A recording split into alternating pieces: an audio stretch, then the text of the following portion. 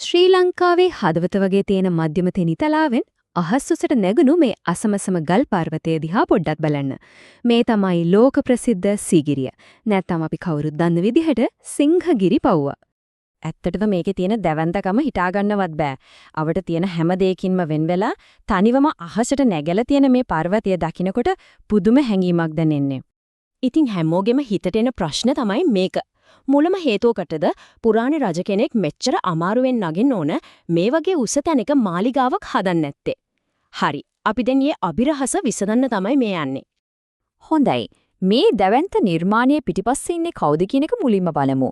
ඒ තමයි ක්‍රිස්තු වර්ෂ 477 ඉඳලා 495 වෙනකල් රජකම් කරපු කාශ්‍යප රජතුමා. ඉතින් කොහොමද මේකට සීගිරිය එහෙමත් නැත්නම් සීහගිරි කියන නම ලැබෙන්නේ? වචනේ තේරුම තමයි සිංහ පර්වතය.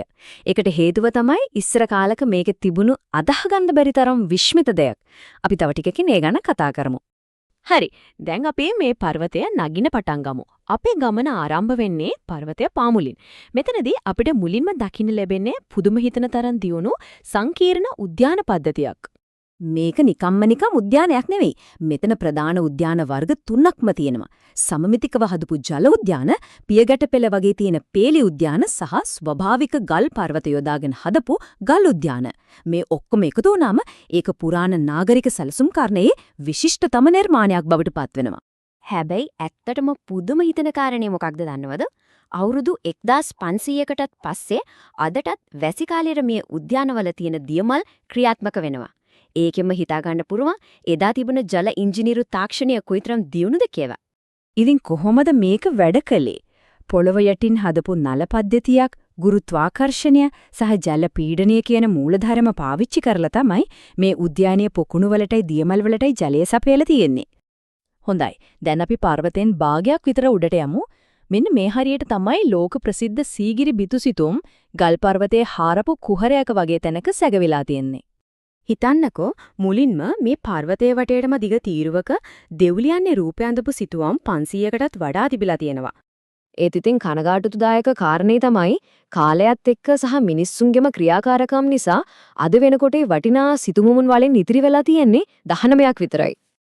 මේ සිතුවම් වල තියෙන විශේෂත්වය තමයි මේවා පුරාණ ශ්‍රී ලංකාවෙන් හමු වෙන ආගමික නොවන කලාවට තියෙන එකම උදාහරණය වීම.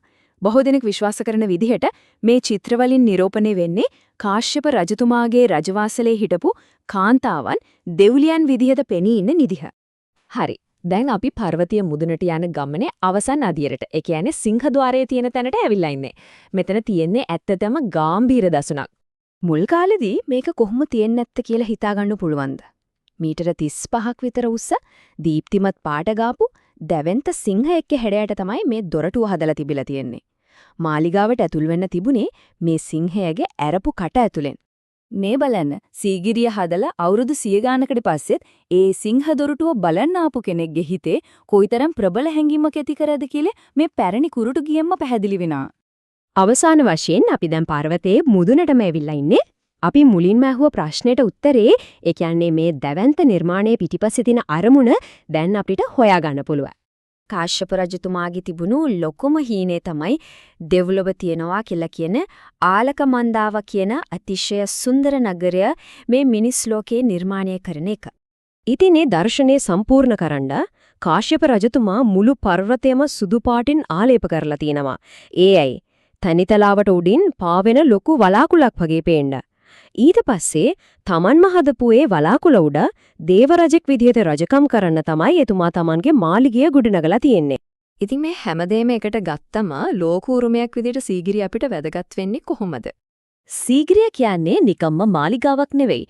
ඒක පුරාණ නාගරික සැලසුම්කරණයේ විශිෂ්ට නිර්මාණයක්. ජල තාක්ෂණයේ අරුමයක්, අද්විතීය කලා නිර්මාණ තියෙන තැනක්. ඒ වගේම බිඳින්න බැලි තරම් ශක්තිමත් බලකොටුවක්. මේ හැම දෙයකම එකතුවක් තමයි සීගිරිය කියන්නේ. මෙතන බලන්න සීගිරියේ සිංහ පාදයි ඉන්දියාවේ තියෙන අශෝක ස්තම්භයේ සිංහ ලාංඡනයයි අතර තියෙන සමානකම.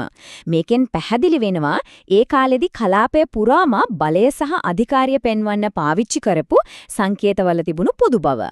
සීගිරිය කියන්නේ ඒක රජ කෙනෙක් පොළව උඩ දෙව්ලොවක් මවන්න දරපු උත්සාහයක්. කවුද දන්නේ තවත් මේ වගේ අපි කවදා හරි සොයාගනීවි කියලා බලාගෙන සැඟවෙලා තියෙන පුරාණ අරුමයන් කොච්චරනම් ඇත්ත.